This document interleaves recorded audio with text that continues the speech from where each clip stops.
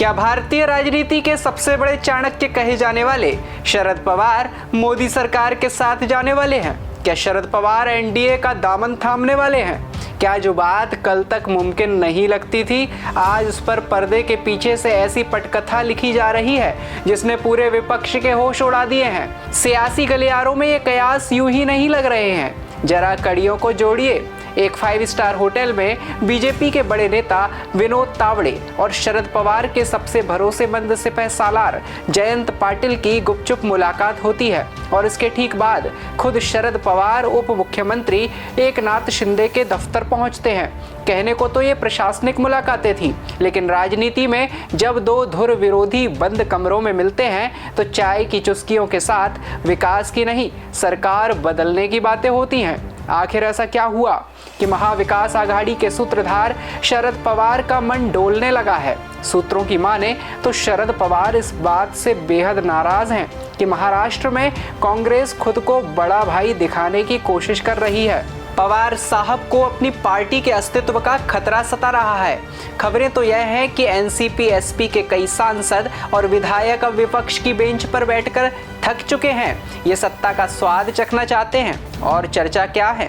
चर्चा ये है कि शरद पवार सीधे एनडीए में शामिल नहीं होंगे, बल्कि संसद में मोदी सरकार को बाहर से समर्थन दे सकते हैं। क्या इसके बदले में सुप्रिया सुले को दिल्ली के बड़े कैबिनेट मंत्री की कुर्सी मिल सकती है?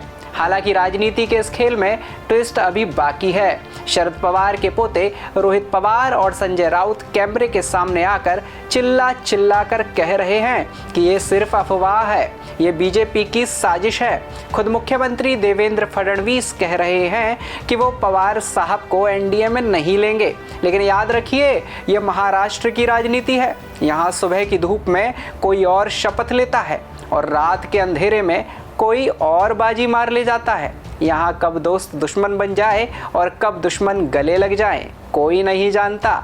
लेकिन रुकिए, कहानी में सिर्फ यही एक मोड़ नहीं है। दिल्ली के सत्ता गलियारों से छनकर आ रही खबरें कहती हैं कि यह सिर्फ दो नेताओं की होटल में मुलाकात भर नहीं थी, बल्कि पिछले 1 महीने से ऑपरेशन सुप्रिया पर बेहद खामोशी से काम चल रहा है। आपको क्या लगता है, क्या स्क्रिप्ट ऐसी लिखी जा रही है कि सांप भी मर जाए और लाठी भी न टूटे? यानी शरद पवार अपनी सेक्युलर छवि को भी दागदार नहीं होने देंगे और केंद्र में अपनी ताकत भी बढ़ा लेंगे।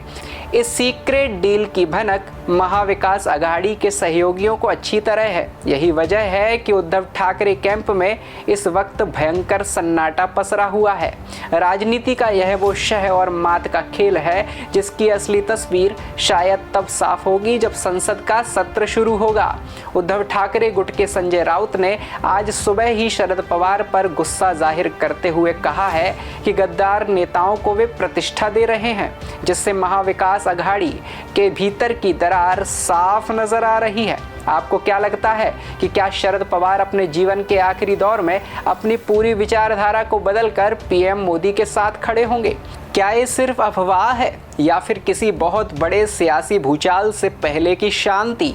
आपको क्या लगता है, क्या शरद पवार एनडीए में शामिल होंगे?